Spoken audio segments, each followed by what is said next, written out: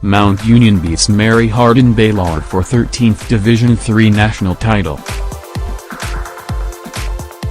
Justin Hill and D'Angelo Fulford have provided an offensive spark for Mount Union all season, so when the Purple Raiders were locked in a defensive struggle against Mary Hardin-Baylor in the Division III National Championship, it was no surprise the pair did it again.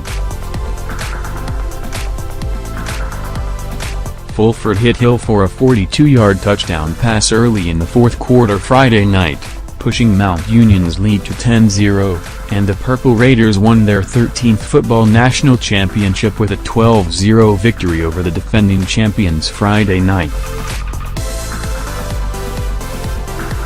"We just had to make a play," said Hill, who, like Fulford, is only a sophomore.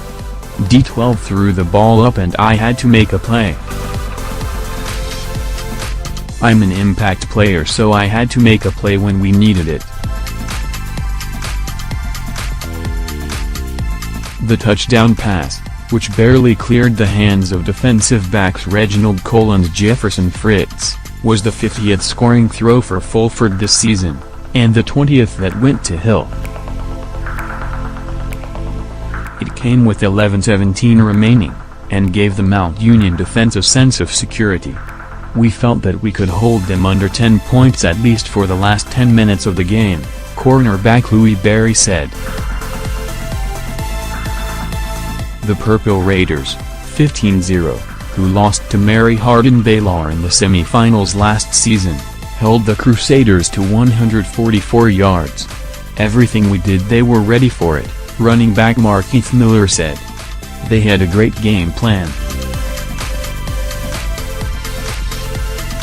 Mount Union also finished with 8 sacks for 48 yards, including the safety by Nick Brish, and 2 interceptions. The Crusaders, 14-1, had not trailed all season and had their 29-game winning streak snapped.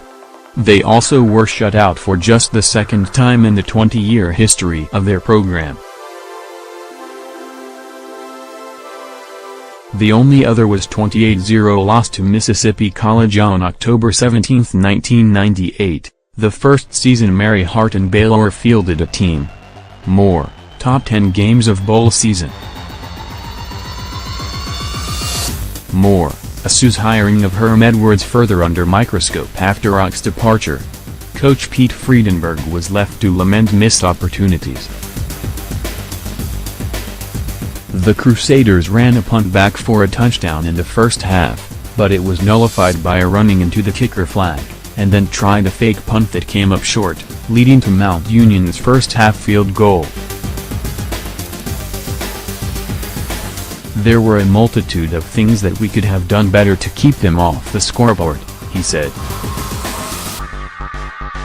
The Purple Raiders took a 3-0 lead on Alex Slouthan's 31-yard field goal 1:15 before halftime. The drive was set up by Gabe Brown's interception of Carl Robinson III at the Crusaders' 47-yard line. Brown's interception came one play after Mount Union's Fulford was intercepted by Jefferson Fritz near the goal line. It was just the 4th time all season that Fulford had been intercepted. Fritz picked off Fulford again in the third quarter, giving the Crusaders the ball at their own 31, but 4 plays later, Berry made a diving interception to get the ball back for Mount Union. They drove to the Crusaders' 25, but Jawanza Evans-Morris was stopped for no gain on a 4th and 1. The shutout was the first in the Amos Alonzo Stagg Bowl since West Georgia beat Augustana 14-0 in 1982.